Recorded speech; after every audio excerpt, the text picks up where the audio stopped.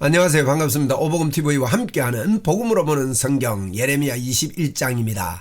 예레미야 21장은 9번째 설교가 되겠습니다. 시드기야와 22장은 여호아하스, 여호야긴에 대해서 살펴보겠습니다.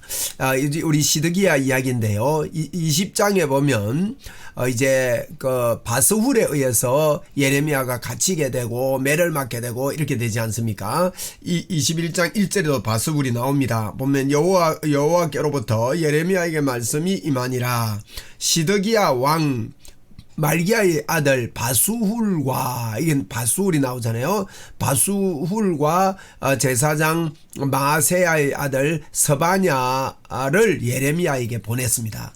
다급해진 겁니다. 예레미야가 지금까지 이제 바벨론에 의해서 멸망할 것을 막 예언했지 않습니까? 근데 시드기야 왕 때 11년에 망합니다. 근데 이제 자꾸 바벨론이 이제 쳐들어오지 않습니까? 605년에 1차로 이렇게 쳐들어오게 되는데 그런 어려움이 많이 있었던 것 같습니다. 그 시드기야 왕 때 이제 그 이후로부터 계속 이렇게 어려움을 더 당하고 있는데, 시드기야 왕이 바스훌과 함께 서바냐를 예레미야에게 보냈습니다. 바벨론의 느부갓네살 왕이 우리를 치니 그랬잖아요. 치니 청컨대 너는 우리를 위하여 여호와께 간구하라. 인제 와가지고 간구하랍니다. 여러분, 기도하면 하나님 들어주신다는 걸 그들이 알았습니다. 그러나 믿지는 않았습니다. 그들이 의지를 해야지요. 왜 예레미야 보고만 이야기를 하는 겁니까? 내가 믿으면 하나님 역사가 일어나는데 말이에요. 이런 경우가 참 많이 있습니다. 그죠? 사실은. 그래서 우리 치니까 네가 해라. 네 지금까지 망한다고 그랬는데 그게 이루어지거든요. 그러니까 지금 와가지고 뭐라고 하는 거면 여호와께서 혹시 보세요. 혹시 네 동에 막 그렇게 되면 좋겠다 이 말이죠. 혹시 기도하는데 혹시가 어디 있습니까? 그죠? 그의 모든 기적으로 우리를 도와 행하시면 우리가 그가 우리를 떠나리라 하니, 그게 이제 비나이다지요. 혹시 그래가지고 혹시라도 그렇게 하면 좀 좋겠다는 거죠. 그래 예레미야에게 사람을 보냈습니다. 예레미야가 그들에게 대답하되 너희는 시드기야에게 이같이 말하라. 왕에게 이같이 이야기하라는 겁니다. 뭐라고 말합니까? 이스라엘의 하나님 여호와께서 이같이 말씀하시되 보라, 너희가 성 밖에서 바벨론 왕과 또 너희를 애워싼 갈대아인과 싸우는데 쓰는 너희 손의 무기를 내가 뒤로 돌릴 것이요 그것들을 이 성 가운데 모아들이라. 너희들이 무기 가지고 뭐 이래봐야 아무 소용이 없다는 겁니다. 등 뒤로 돌린다는 것은. 그래서 아무 소용이 없다 하면서 이제 내가 든 손과 강한 팔 곧 진노의 분노와 대노로 친히 너희를 칠 것이며, 기도해서 좀 막아달라는데 이제 거꾸로 예언을 또 하는 겁니다. 내가 또 사람이나 짐승이나 이 성에 있는 것을 다 치리니 그들이 큰 전염병에 죽으리라 하셨다라. 오히려 막 혹 뒤로 갔다 혹 붙이는 겁니다. 지금. 그래서 여호와의 말씀이니라. 그 후에 내가 유다왕 시드기야와 그 신하들과 백성과 및 성읍에서 전염병과 칼과 기근에서 남은 자를, 이제 전염병 돌려가지고 거기에서 남은 자를 바벨론 느부갓네살 왕의 손과 그의 원수의 손과 그들의 생명을 찾는 자들의 손에 넘기리니, 이렇게 한다는 거예요. 그가 칼날로 그들을 치되 척은히 여기지 아니하며 긍휼히 여기지 아니하며 불쌍히 여기지 아니하리라 하셨느니라. 이렇게 완전히 멸망하겠다는 겁니다. 참 이 예레미야가 말할 때 좋은 말만 하는 것이 아니라 그 앞에서 정직하게 그렇게 정부를 향해서 이야기를 하는 겁니다. 그죠? 이게 선지자의 역할입니다. 오늘날도 교회의 주의 종들이 참 나라를 향해서 무슨 말을 하면요 굉장히 기분 나빠하는 사람들이 있는데, 여러분 성경을 보면 그렇지 않습니다. 하나님께서 그 시대와 그 때를 읽는 눈을 주시고 또 그것을 꾸지람하고 선포하는 것이 선지자의 역할이지요. 8절입니다. 여호와께서 말씀하시기를 보라, 내가 너희 앞에서 생명과 길과 사망의 길을 두었다. 그런데 하나님께서요 길을 두 가지 두었습니까? 생명의 길, 또 이제 사망의 길, 이 두 가지를 두었다는 겁니다. 너는 이 백성에게 전하라. 너는 이 백성에 전하라 하셨느니라. 생명의 길과 사망의 길이 네 앞에 있다는 겁니다. 이 성읍에 사는 자는 칼과 기근과 전염병에 죽으려니와 너희를 애워싼 갈대아인에게 나가서 어떻게 하면요 생명의 길은 항복하는 자는 살 것이나. 갈대아인들에게 항복해랍니다. 이거는 있을 수 없는 일인데 그의 목숨은 전리품같이 되리라. 항복하더라도 살지만은 전리품처럼 붙잡혀 가겠다는 겁니다. 네? 그렇게 되리라 이런 이야기를 합니다. 이것은요 그들이 굉장히 듣기 싫어하는 소리를 지금 하는 겁니다. 10절입니다. 여호와의 말씀이니라. 내가 나의 얼굴을 성읍을 향하여 향함은 복을 내리기 위함이 아니요. 성읍을 내 얼굴을 향해서 이렇게 하는 것은 복을 내리기 위함이 아니요 화를 내리기 위함이라. 이 성읍이 바벨론 왕의 손에 넘김이 될 것이요 그는 그것을 불사르리라 그랬습니다.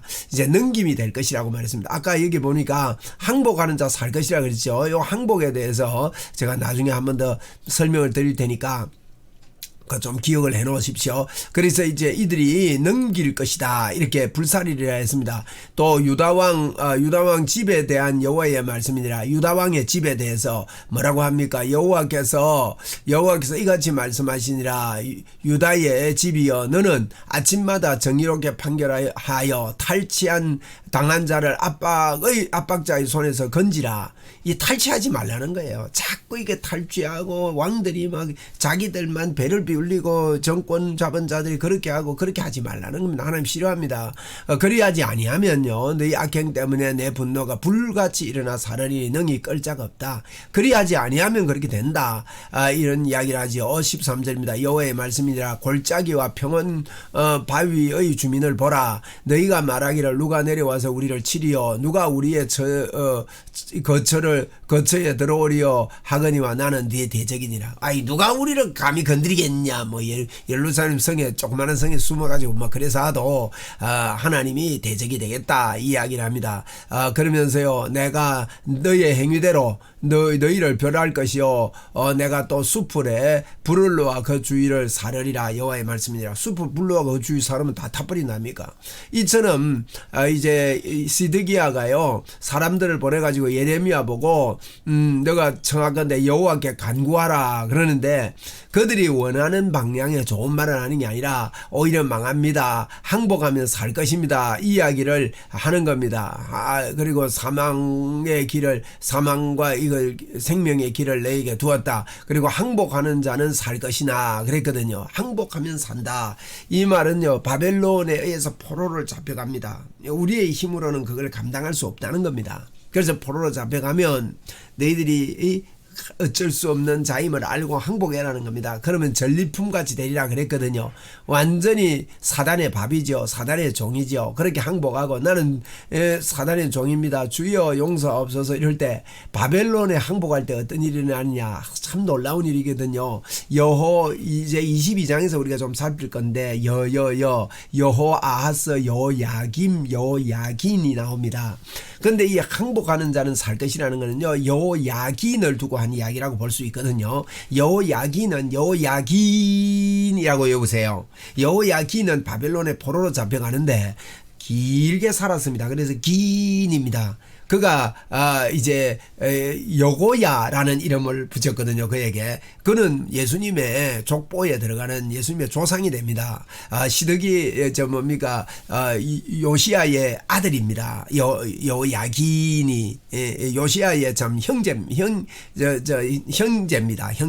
형제인데 여야긴이 이거 붙잡혀가 37년 만에요. 기적과 같이 그가 노임을 자유가 주어집니다. 그래서 자유 주어져 가지고 여호야긴이요 거기서 이제 아이를 낳고 그러면서 예수님의 조상이 되거든요. 그러니까 바벨론에 항복한다는 말이 예수 그리스도의 조상이 올 곳 그 바벨론이다. 이 참 이상하잖아요. 놀랍잖아요. 거기서 항복하는 자는 살 것이다. 예수님의 품 안에 들어가는 자는 살 것이다. 남들이 볼 때 그게 망하는 것 같고 아닌 것 같은데 예레미야는 여기에 항복해라. 항복하고 가서 집도 짓고 잘 살아라 하는 게 거기에 예수님의 조상이 거기에 있다 하는 것을 예표하고 있는 영적인 음성입니다. 여러분 이렇게 참 사람들이 이렇게 바스울이라는 사람이 예레미야를 막 이렇게 붙잡혀 때리기도 하고 또 목에 나무를 채워가지고 20장이 보면 막 밤새도록 이렇게 하루를 그렇게 하기도 하고 이렇게까지 괴롭히고 고통스럽게 하는데 결국 이것이 임했을 때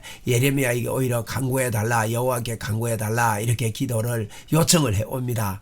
그런데 예레미야가 거기에 대해서 이제 바로 지금 이야기하는 내용, 그것이 시드기야 때 예레미야가 예언하는 내용이 오늘 9번째 설교 내용에 기록되어 있습니다. 우리 22장 보면서 이어서 다음 시간에 보도록 하겠습니다. 감사합니다.